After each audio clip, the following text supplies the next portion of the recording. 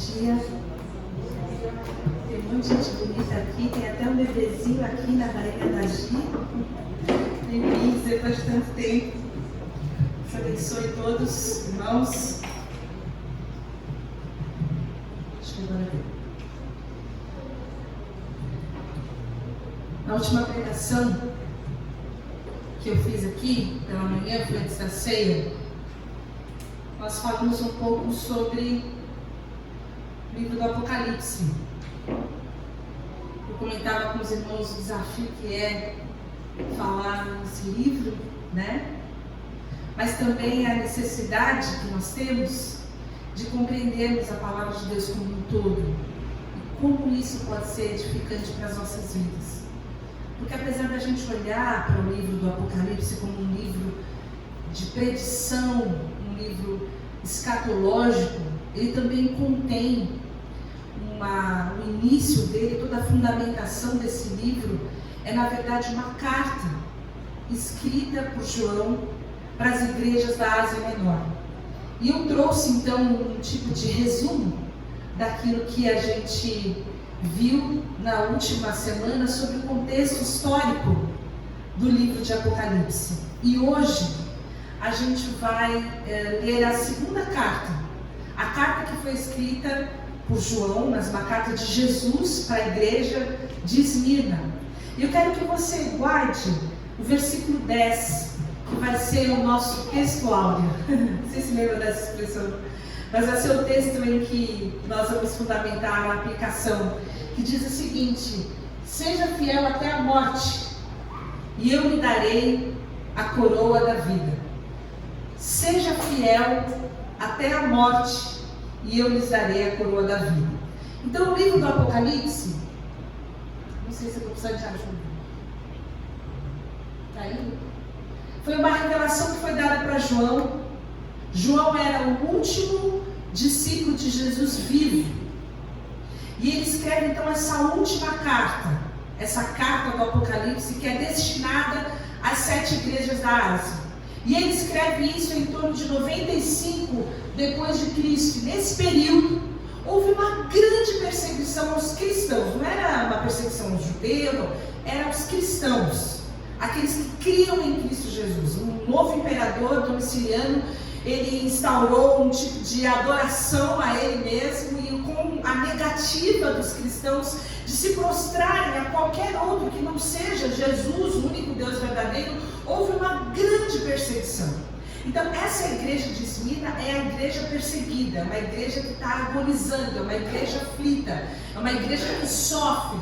E a essa igreja, dentro desse contexto, que João escreve essa carta vinda da parte do Senhor Jesus. Ele escreve essa carta preso. Ele está preso a um pouco dali, numa ilha chamada Ilha de Pátmos, e ele escreve essa carta às 7 igrejas. Se a gente viu um pouco na semana passada que essas 7 igrejas, pode passar, por favor. Elas são cartas que foram escritas literais.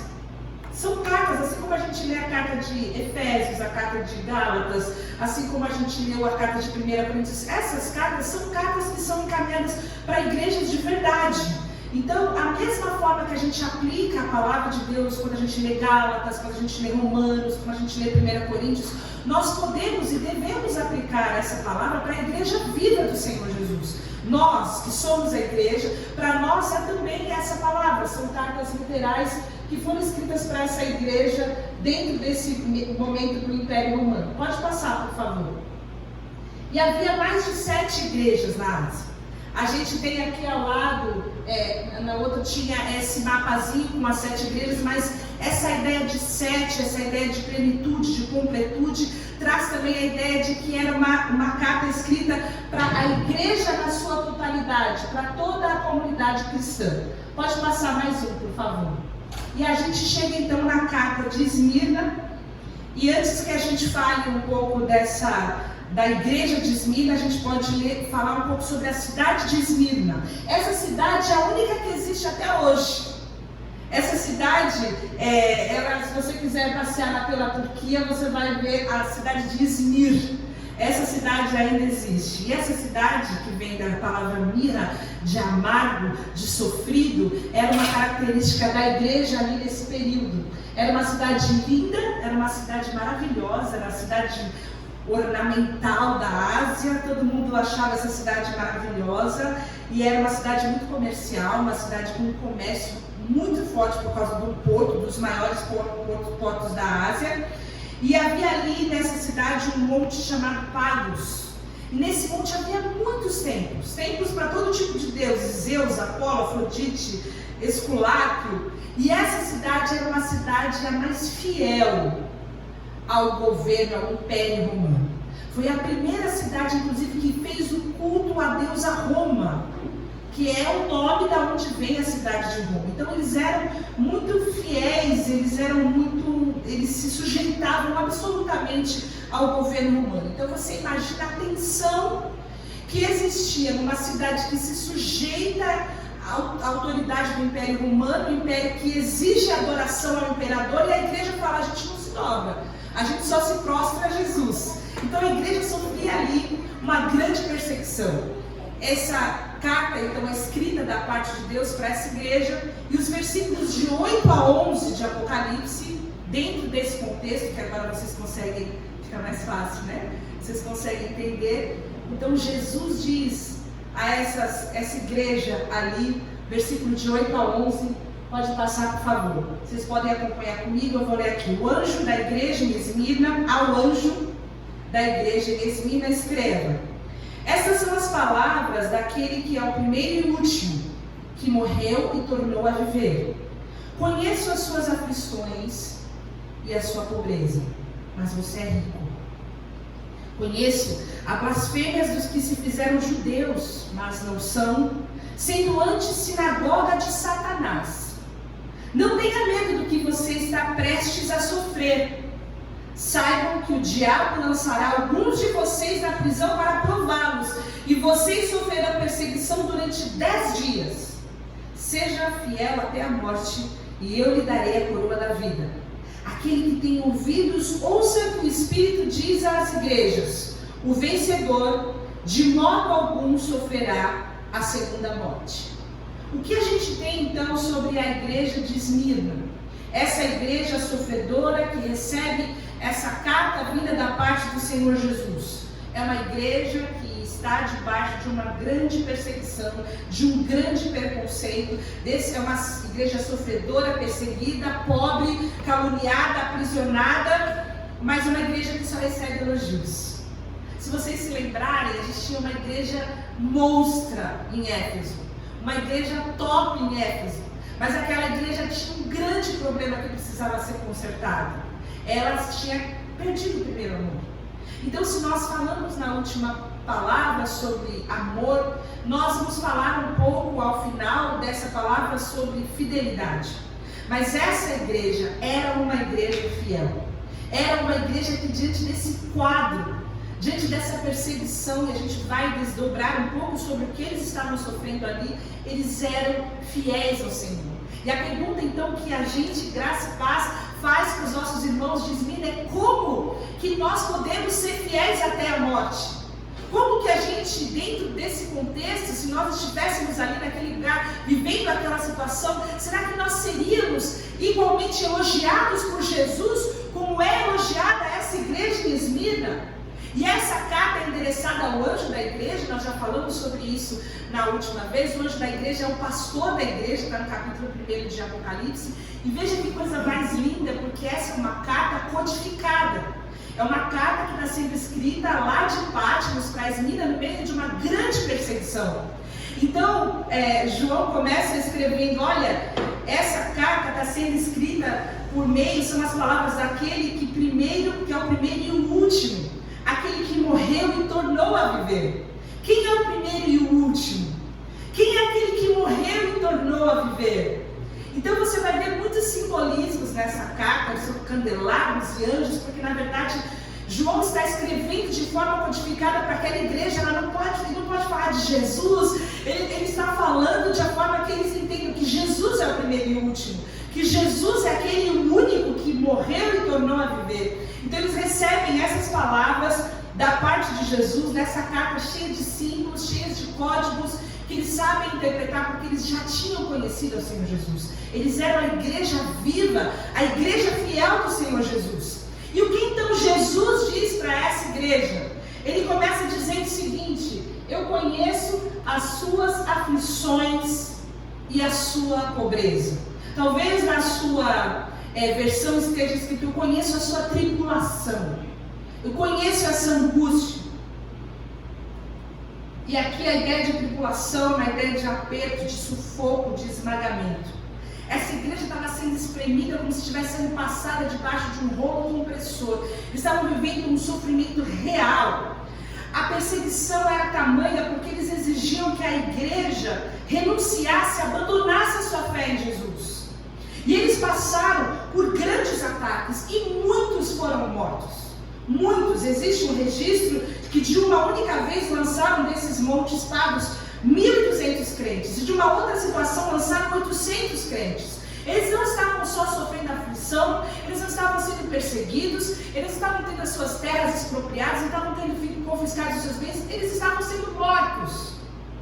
Era uma igreja cujos membros estavam sendo mortos por causa do nome de Jesus. E eles também, além dessa aflição, o texto fala que eles tinham uma imensa pobreza, porque para comercializar com o Império Romano, para você comprar ou para você vender, você não podia ser um cristão. Isso estava acontecendo.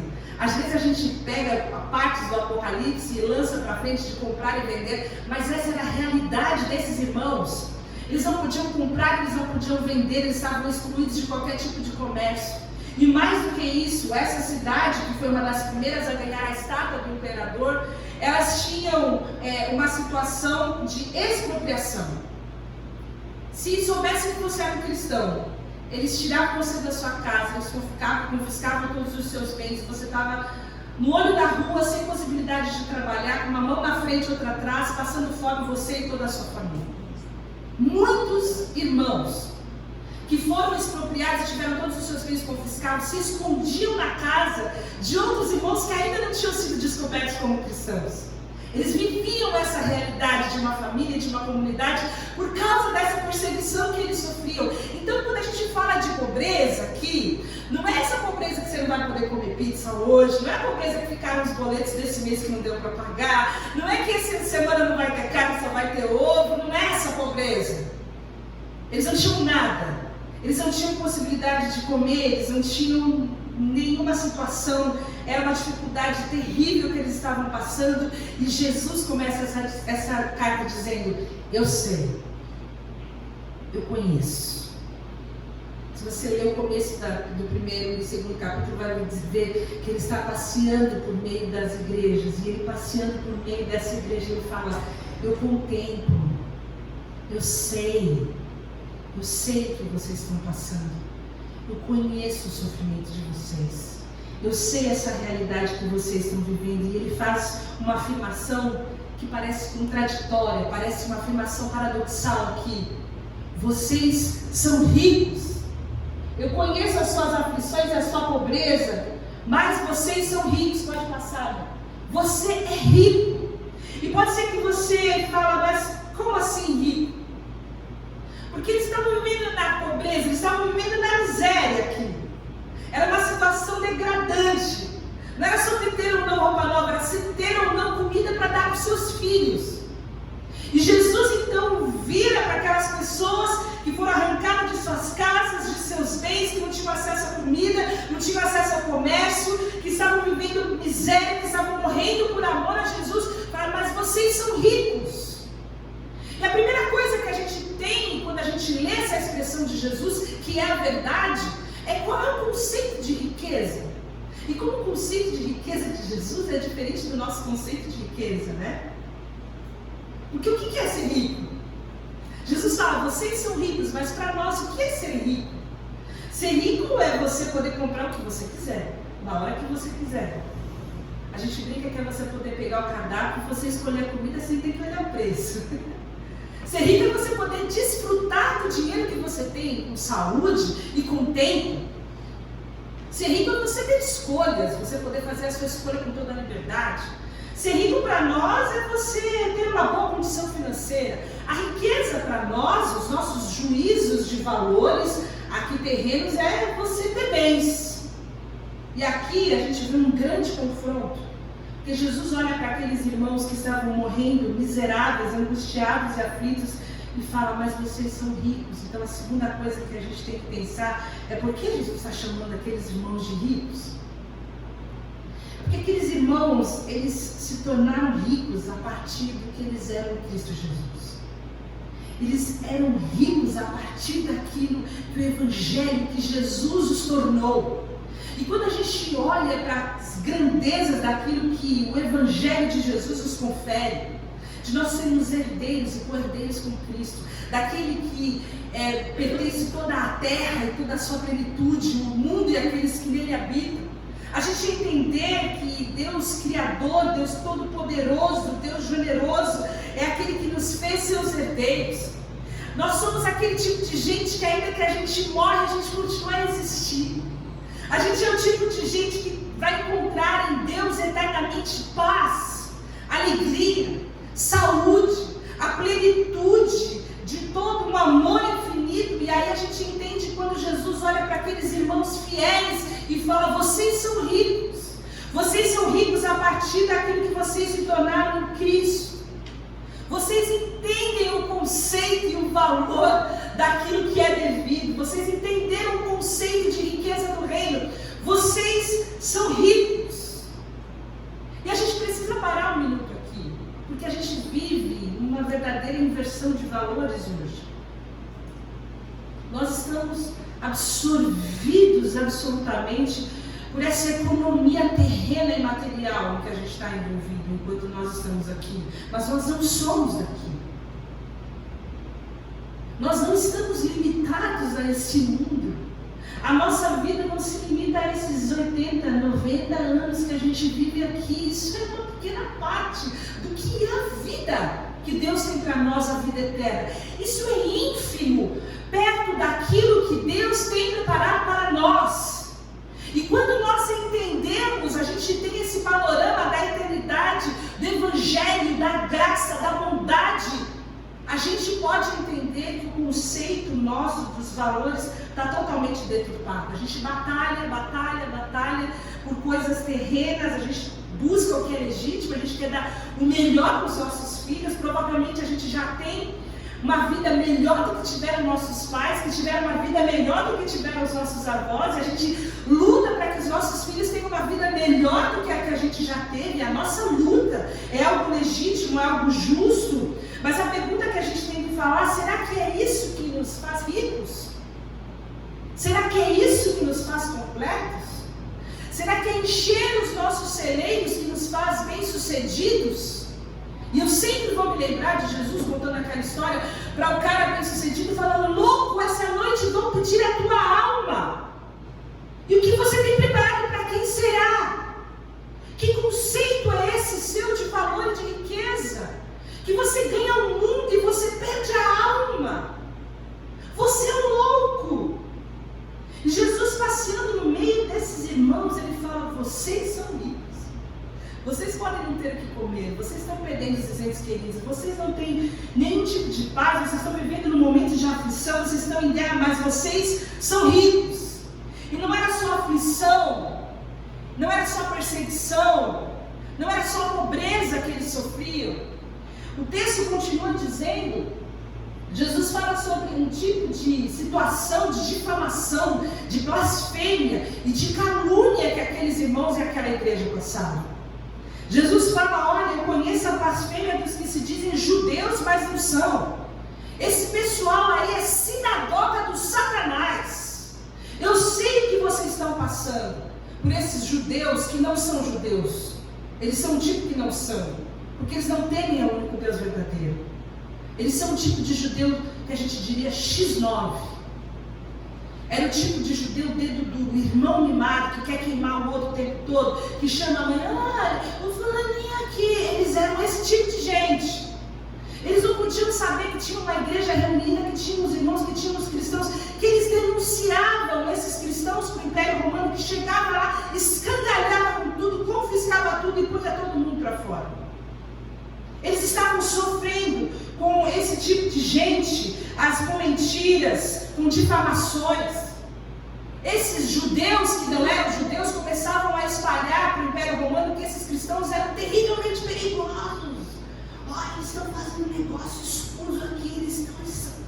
E essas difamações e essas blasfêmias funcionavam, porque esses irmãos estavam sofrendo. E o texto fala, olha, esse pessoal não teme a mim não, eles não são do meu povo, eles são de outra trupe, eles são de outro grupo, eles são um time adversário, eles são da igreja do Satanás, eles são satanistas, eles são enviados pelo capeta, eles vieram para tirar a paz de vocês, são endemoniados. Era essa a realidade que eles viviam.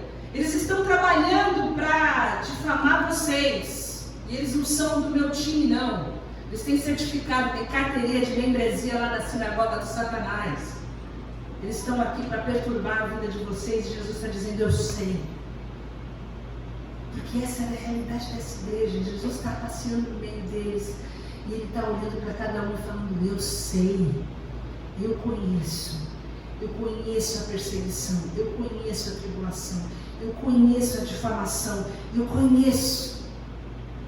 E a coisa piora um pouco mais. É importante a gente salientar isso também, porque você vai lendo a carta e você fala, agora vai vir um ponto de virada que Jesus vai falar, e eu estou chegando no cavalo alado com uma espada flamejante, vou cortar a cabeça dele. Não tem essa parte, a gente já leu, não tem essa parte aqui. Essa é uma carta escrita para pessoas reais, do evangelho real. E é um evangelho que não enche igreja. É um evangelho que você não vai ouvir da boca desses pregadores que têm milhares de membros e milhões de seguidores, que gostam de falar que Deus vai cumprir todos os seus sonhos, que você é uma incubadora dos sonhos de Deus. Até vai legal pegar isso aqui. Vai legal. Isso não fala que Deus vai pôr você por cabeça, que você vai mandar e todo mundo vai pisar na cabeça da serpente, que não é o seu chefe, mas você vai pisar. Sabe essas palavras assim? Não tem isso aqui. É interessante porque talvez em algum momento da sua vida você tenha conhecido um evangelho que é um outro evangelho, que é baseado nas coisas que Deus pode te oferecer, nas coisas que Deus vai fazer para você, das coisas que você vai criar expectativas e Deus vai sair realizando. Onde você estabelece, Deus cumpre, você reivindica e Ele obedece. E esse não é o Jesus do Evangelho. Esse que é o primeiro e o último. Esse que é o Senhor da glória. Esse que é o Rei de todas as coisas, soberano e majestoso. Aquele único que morreu e ressuscitou. Esse nosso Senhor não é um tipo de gênio da lâmpada ilimitada que você esfrega e tudo acontece. Não cria conosco um relacionamento de delivery, de orações do tipo faça o seu pedido. Esse tipo de evangelho não é evangelho do reino, e muito menos o que vivia essa igreja elogiada por Jesus aqui. Esse evangelho ensinado, o evangelho da prosperidade, é um evangelho tão miserável, é um evangelho tão desgraçado, tão ruim, que arranca de nós a perspectiva da eternidade, que coloca você e para você tudo de bom como se fosse aqui nessa terra, que tira da gente a possibilidade do reino, do que é eterno, faz com que a gente tenha uma visão de galinha que fique sempre ciscando em torno dos nossos desejos, das nossas vontades. E esse não é a realidade que vivia essa igreja aqui. Essa igreja queria que tinha algo mais, que tinha muito mais, na verdade, que tinha coisas indizíveis. Eu não estou dizendo que a gente vai passar por essa situação, mas pode ser que um dia a gente passe. Não estou dizendo que essa perseguição vai nos alcançar agora, mas pode ser que um dia nos alcance. E também posso te dizer que nesse momento tem muita igreja aqui, no nosso momento, 2021, perseguida. E você pode abrir a missão Portas Abertas para se inteirar e orar por esses irmãos que estão vivendo essa realidade hoje, por causa do nome de Jesus. Irmãos que estão sofrendo, que estão morrendo, que estão passando perseguição por causa do nome de Jesus. Mas se nós passássemos por essa perseguição, o que seria de nós? Incubadores dos sonhos de Deus. Você já pensou nisso? A gente é tão sensível. A gente tem calma demais, a gente tem frio demais, a gente tem que descansar. O culto é muito cedo e tem praia. E quando a gente está descansado, porque a gente não precisa acordar cedo, a gente está de férias. A gente está de férias, a gente não precisa ir para a igreja. E a gente está de férias, a gente não precisa orar, né? A Bíblia, Deus entende. A gente é de pelúcia.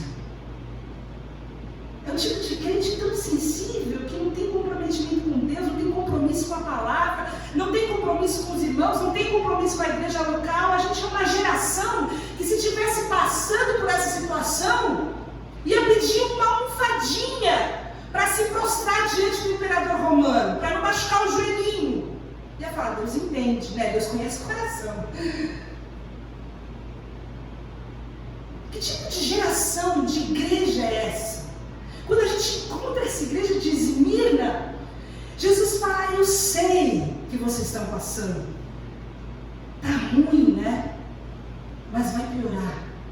E o texto continua dizendo, não tenham medo. Quando ele fala, não tenham medo, você fala, é agora então que vai mudar tudo. Não. O texto continua dizendo o seguinte, vocês estão prestes a sofrer. Não tenham medo do que vocês vão passar. Ainda vai engrossar um pouco mais. Não tenham medo. Saibam que o diabo lançará alguns de vocês na prisão para prová-los e vocês sofrerão perseguição durante 10 dias. Tinha mais coisa ruim pela frente. Mas aquele pessoal amava Jesus. Aquele pessoal teve um coração conquistado. O coração deles não era preso com as coisas desse mundo. Eles olhavam e tudo isso aqui era nada, perto daquilo que eles contemplavam na eternidade. Eles tinham uma visão do reino, tinham uma perspectiva do eterno. E eles sabiam que tudo podia acabar a qualquer momento, mas tudo bem. Eu não preciso ter medo. Eu não preciso ter medo, porque eu sei quem Jesus é. Eu sei o que Ele veio fazer. Eu sei o tamanho da dívida minha que Ele pagou. Eu sei que para que eu tivesse a vida, Ele teve que passar pela morte. Eu sei que Ele veio de uma forma humilde, sacrificou no meu lugar. E é nisso que está firmada a minha identidade. É nisso que está firmado o meu propósito. É para isso pelo qual eu vou viver e eu vou morrer. Porque eu sei o Deus em quem tenho crido. Essa é a igreja de Esmirna. Por isso que Jesus falava, olha, aguenta firme. Porque a vitória veio numa cruz. E muitas vezes a nossa vitória está numa cruz também. A gente quer trono, mas a vitória estava numa cruz, por meio do sofrimento. E tem gente que não gosta desse tipo de Deus, que fala, aguenta firme que vai piorar. Fala, não, gente, não gosto, gosto de outras coisas. Essas palavras assim não é legal, não gosto. Essa palavra aí, que não me dá tudo que eu quero, não é legal. Não é possível. Vamos ler direito essa Bíblia. E essa é a palavra de Deus para esses irmãos. Que a gente vive pela bondade e a misericórdia de Deus. Mas não é para cá. Põe uma coisa na sua cabeça. O que Deus tem preparado para você não é para cá. Não é para essa vida. Não é para esse mundo. Se você espera as coisas só nessa vida, você é o mais miserável de todos os homens. Você é pobre. Se você só espera vencer o seu case de sucesso, está aqui. Você é pobre demais. Essa semana a gente vai ver um filme, acho que é Shang-Chi. Eu sou ruim, vou falar outra palavra que deve estar errada também, que era uma floresta que tinha taiués. Tinha uma floresta. E era uma floresta mágica.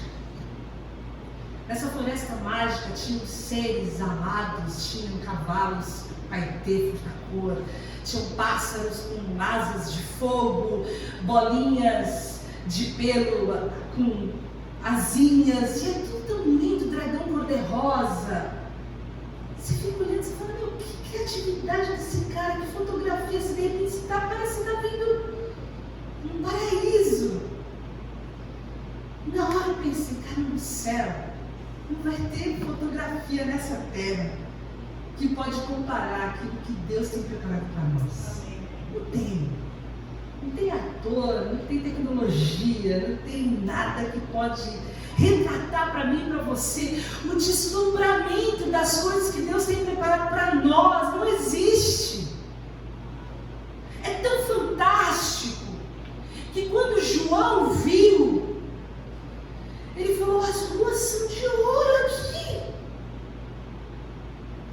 E pode ser que as ruas não sejam de ouro, pode ser que sejam também, mas isso com certeza não deixa de ser um símbolo, porque ele está dizendo: olha, o que é valor para vocês aí? O que é o mais valoroso para vocês aí que estão vendendo Bitcoin para comprar ouro? O que é o mais valoroso? A gente pisa aqui. Aqui é estrado, aqui é asfalto. Porque os valores da terra não se comparam com os valores do céu. E meu irmão, se você não parar um minuto para você entender isso, você vai ver como você está perdendo seu tempo. Infeliz e desgastado com as coisas que você não tem aqui. Porque você é pobre duas vezes, né? Você é pobre e é pobre também.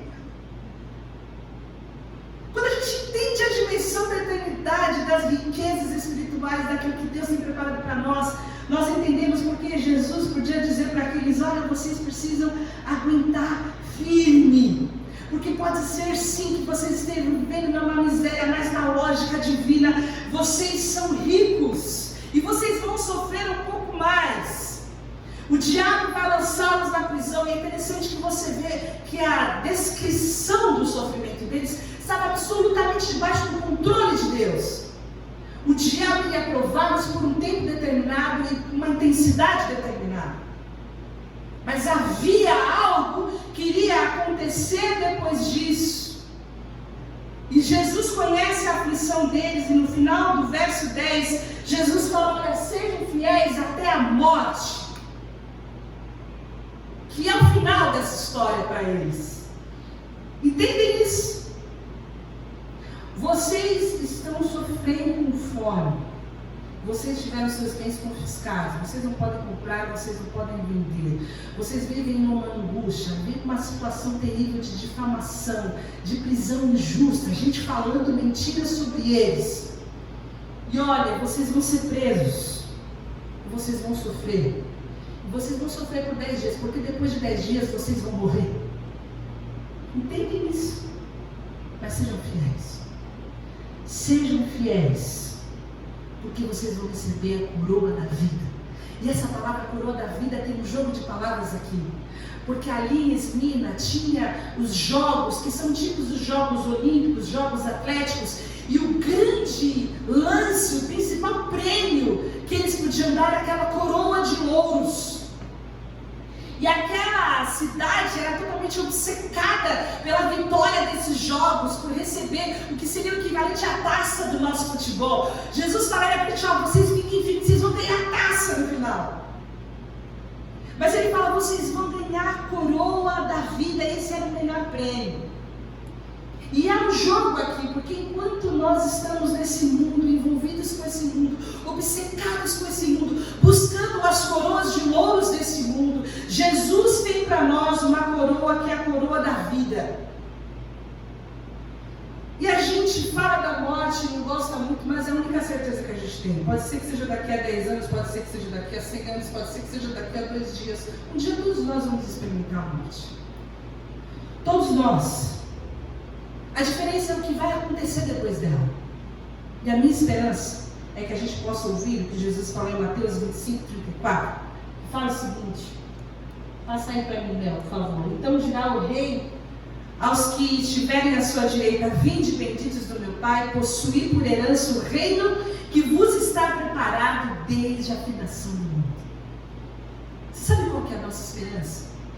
Que um dia, quando a gente fecha os olhos, e todos nós um dia vamos fechar, a gente possa ouvir essa voz: vem, toma posse da herança que eu preparei para você desde antes da fundação do mundo. Você é rico, você perseverou, você foi fiel até a morte. Fiel até a morte. E aí a gente volta e pergunta para aquela igreja de Esmina e para o Senhor Jesus: como que a gente pode ser fiel? Porque a gente gosta de dizer que Deus é fiel, e a gente não tem dúvida nenhuma de que Deus é fiel. A gente gosta de cantar, Deus é fiel, acima de todas as coisas, e Deus é fiel mesmo. A gente experimenta na pele, a gente experimenta na carne que Deus é fiel. A gente experimenta a fidelidade de Deus. E Deus não é fiel porque Ele te deu carro. Ele não é fiel porque te deu casa. Não é fiel porque te deu namorado. Não é fiel porque te deu emprego. Não é fiel porque você pegou Covid e não morreu. Não é fiel por nada disso. Sabe por quê? Porque Ele também era fiel para aquele pessoal que tinha perdido tudo. Ele também era fiel para aquele pessoal que estava passando necessidade, que não tinha que comer, que não tinha mais casa. Ele era fiel com aquelas pessoas, com cada uma delas que foram jogadas do alto do monte de Pagos. Ele era fiel com aqueles que estavam sendo difamados, com aqueles que estavam sendo blaspemados pelos pessoal lá da igreja do Satanás. Ele era fiel. Ele nunca deixou de ser fiel. Porque Ele é fiel à sua palavra e Ele nunca prometeu nada mais do que a coroa da vida para aquelas pessoas. Essas coisas que você acha que Deus prometeu para você, confere direito na palavra, nas Escrituras. O que Deus tem preparado para nós não é aqui, irmãos. É na eternidade. E Ele é fiel para cumprir. E Ele fala, você se for fiel, até a morte vai receber a coroa da vida. E nós aprendemos demais com o sofrimento, com a perseguição. Eu gosto de uma frase de C.S. Lewis, pode passar, por favor, que fala, Deus sussurra a nós na saúde e na prosperidade. Não está tudo bem? Deus está falando assim.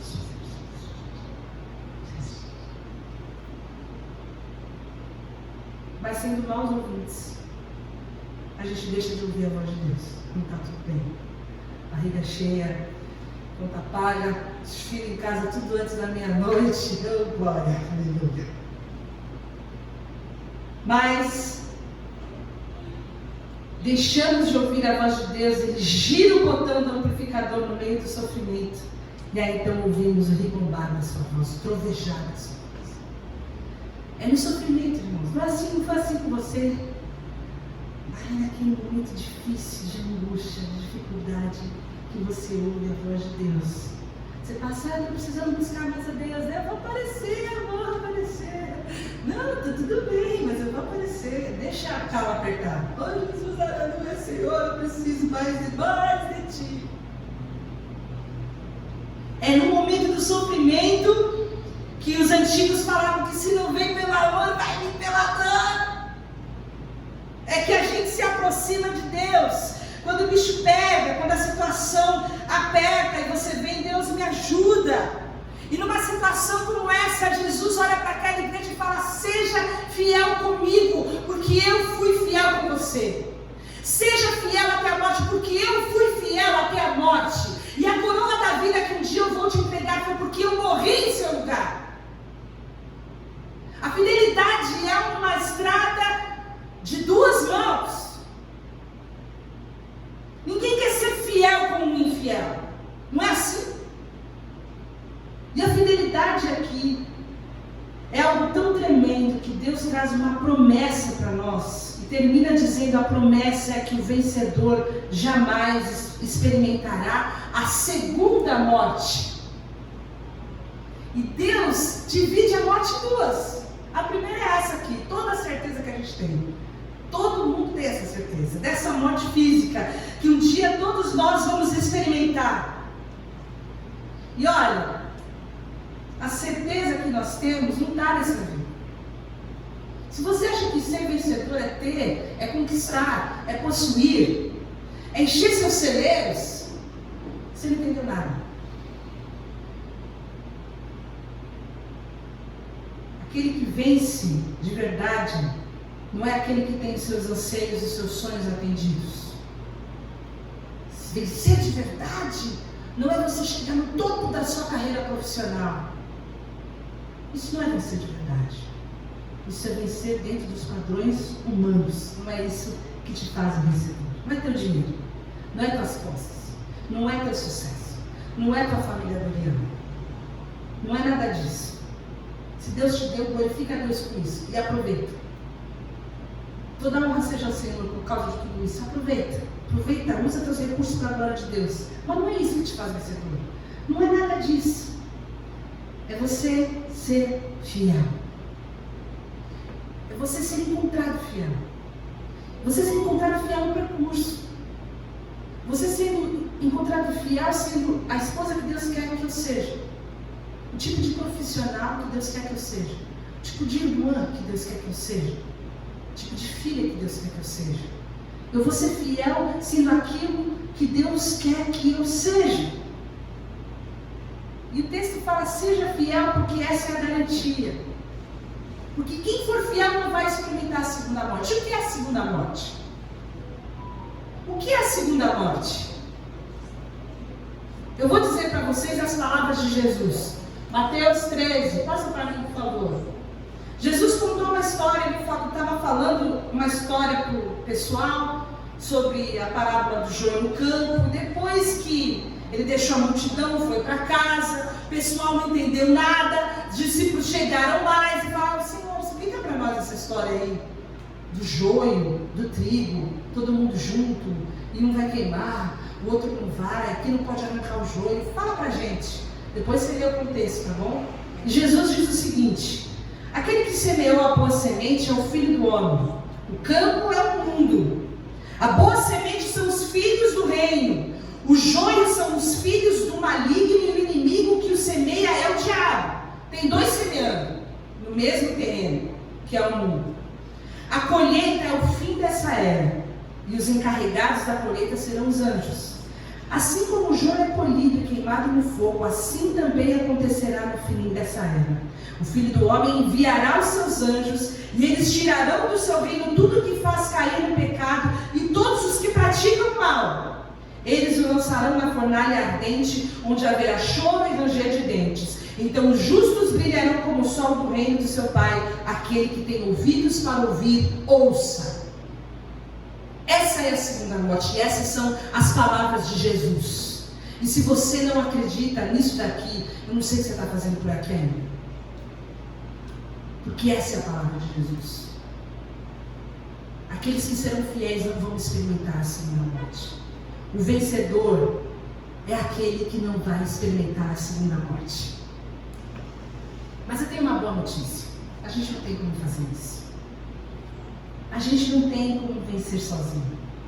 A gente não tem como se ver livre dessa situação, porque Jesus já fez isso no nosso lugar.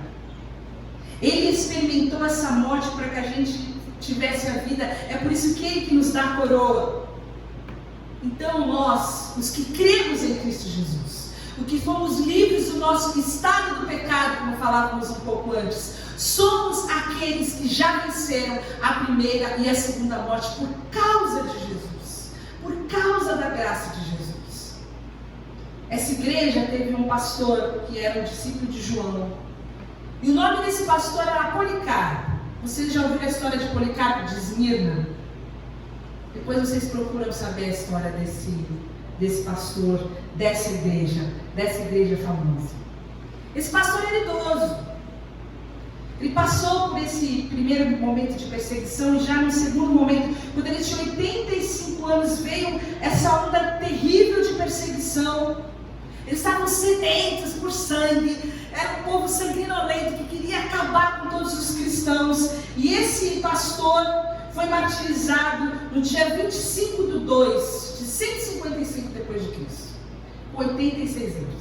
Ele foi apanhado, eu vou ler para vocês, arrastado para uma arena, tentaram intimidá-los colocando umas feras, ameaçaram ele com fogo. E olha o que ele falou: vocês me ameaçam com um fogo que pode queimar apenas por alguns instantes. A respeito do fogo do juízo vindouro e do castigo eterno reservado pelos maus. Mas por que vocês demoram? Façam logo o que vocês têm que fazer.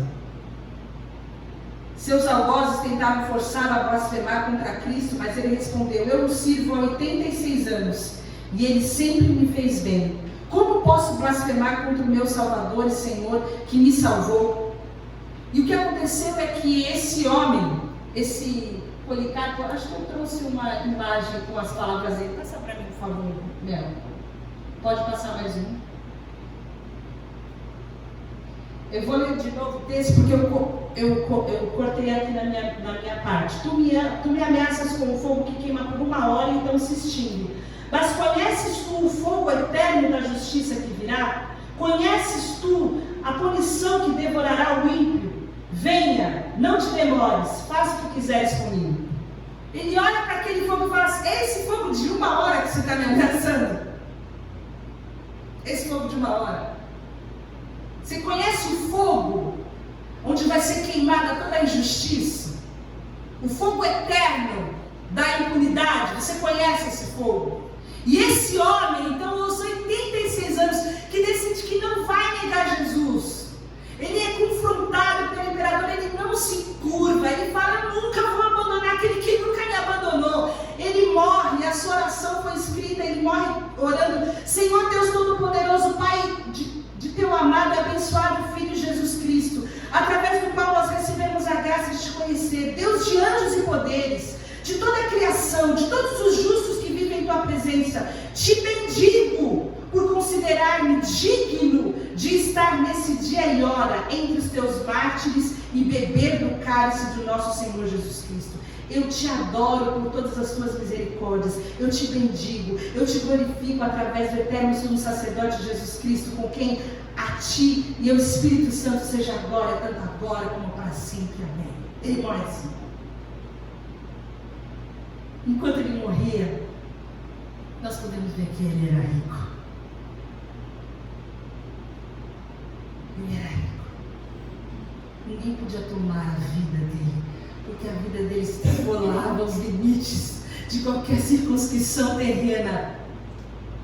Ele estava ouvindo já a voz de Jesus: chega mais, vem tomar posse da herança que está preparada para você desde antes da fundação do mundo.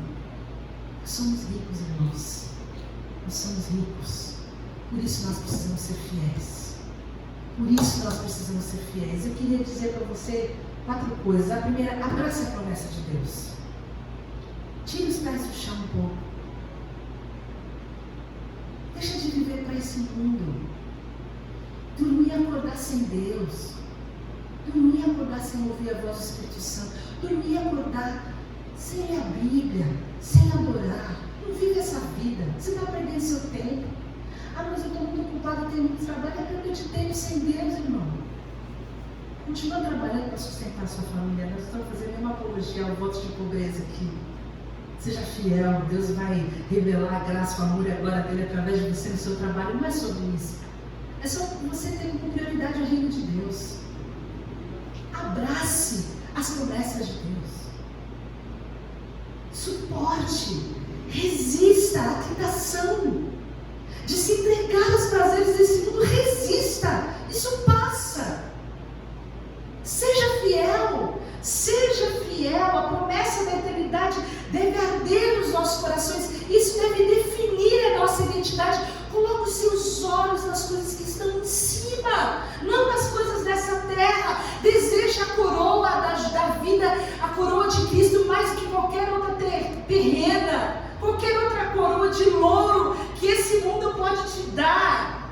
Eu não sei que coroa que faz brilhar seus olhos, se a coroa do dinheiro, da admiração, do reconhecimento, a coroa do amor afetivo, eu não sei o que move o teu coração, mas nada disso se compara à coroa da vida. Segunda coisa: mantenha-se fiel a Jesus. Mantenha-se fiel a Jesus. Não é o momento certo para aguardar a perseguição chegar e aí você então vai poder dizer: eu amo a Jesus. Não, é todos os dias. A fidelidade é todos os dias. A fidelidade é sempre, e a fidelidade é para sempre. Uma pessoa é fiel quando ela é fiel sempre. Sempre. Você não pode virar para o seu marido e falar assim: então, já são 30 anos de fidelidade, eu vou tirar 1 ano de infidelidade, mas são 30 de fidelidade, dá para fazer um bom equilíbrio aqui. Não. Porque uma pessoa que é infiel, uma vez ela é infiel. Nós precisamos entender que a nossa fidelidade com Deus não pode ser uma montanha russa. Um dia eu sou muito fiel, outro dia Deus me perdoa, muito fiel. Não, nós precisamos manter-nos fiéis em toda e qualquer circunstância, aqui e agora, até a morte, sempre e para sempre. E a terceira coisa: aguente o sofrimento. Aguenta firme. Como diria a música, não desista. Aguenta firme. Aguenta firme. O Evangelho da Prosperidade é muito mais legal, mas ele não tem a base do Evangelho do Reino de Jesus Cristo. esse tipo de evangelho que facilita todas as coisas. Na Bíblia a gente tem Paulo como exemplo, a gente tem José, o tanto que esse homem passou, a gente tem Jó, a gente tem vários exemplos.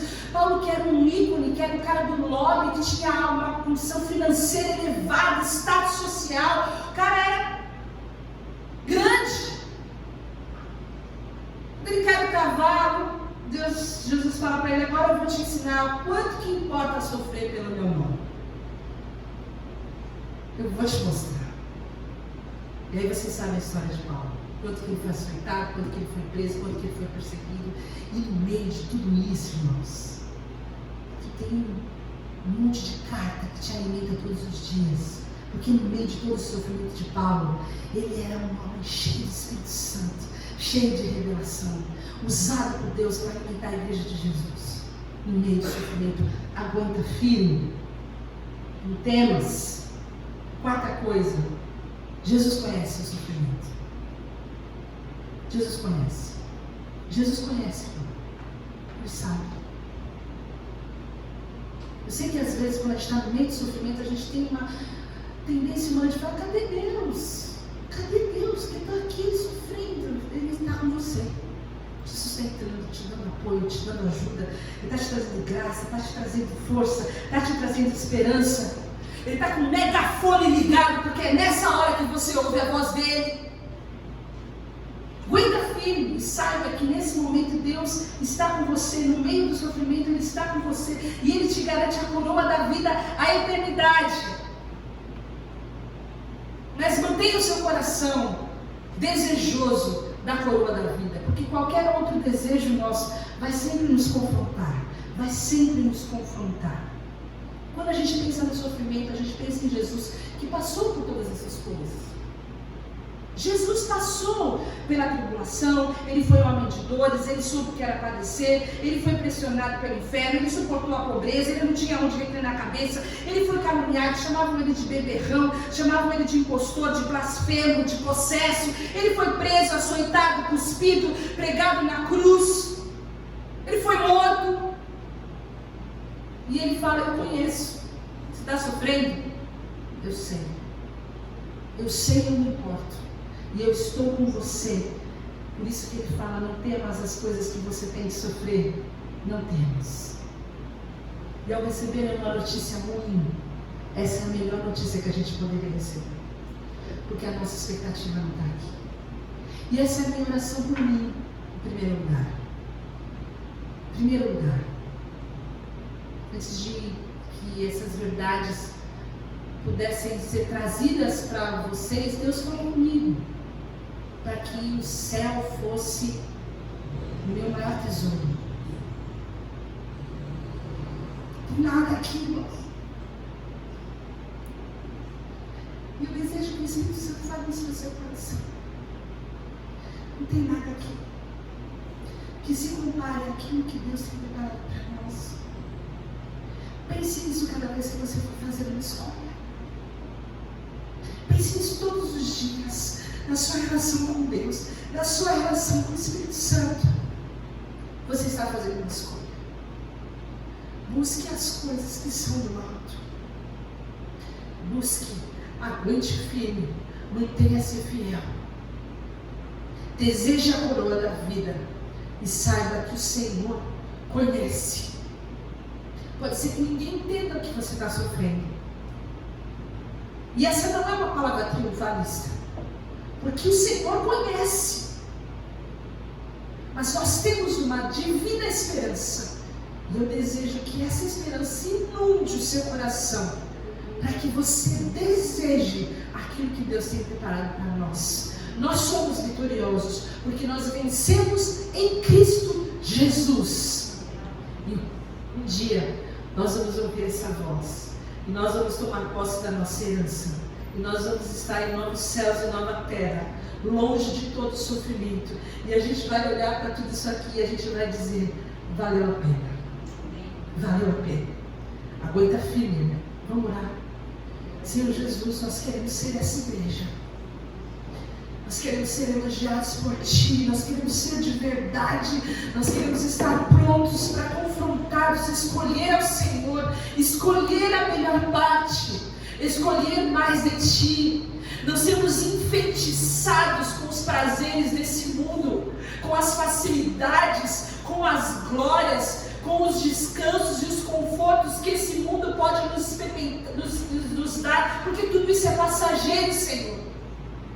Nós queremos entender para o que nós fomos chamados e sermos fiéis para sermos quem o Senhor estabeleceu que nós fôssemos, para sermos fiéis aonde nós fomos plantados, para sermos fiéis com os nossos cônjuges, com os nossos familiares, com os nossos irmãos, com os nossos amigos, no nosso trabalho, na nossa igreja, no nosso país, para termos uma postura que glorifica o Teu nome, para que o mundo olhe para nós e veja que nós somos de Deus, que nós não somos daqui, que os nossos pés podem estar no chão, mas a nossa cabeça está nas alturas, Senhor. Em nome de Jesus eu peço que essa palavra da eternidade possa nos fazer ricos, nós que às vezes somos tão miseráveis, pobres e mais pobres ainda, possamos entender as grandezas do reino, as riquezas daquele que nos chamou das trevas para a maravilhosa luz, que a maravilhosa luz inunde o nosso olhar, que a maravilhosa luz reflita no nosso coração, que nós possamos ser luzeiros nesse mundo de trevas, aqueles que têm a palavra da boa notícia, da esperança, a esperança da glória, em nome de Jesus. Deus, faz-nos fiéis, faz-nos firmes, faz-nos uma igreja elogiada pelo Senhor, daqueles não só que amam ao Senhor, cujo coração arde pelo Senhor, mas aqueles que amam e também são fiéis, em nome de Jesus. Amém. Amém, irmãos.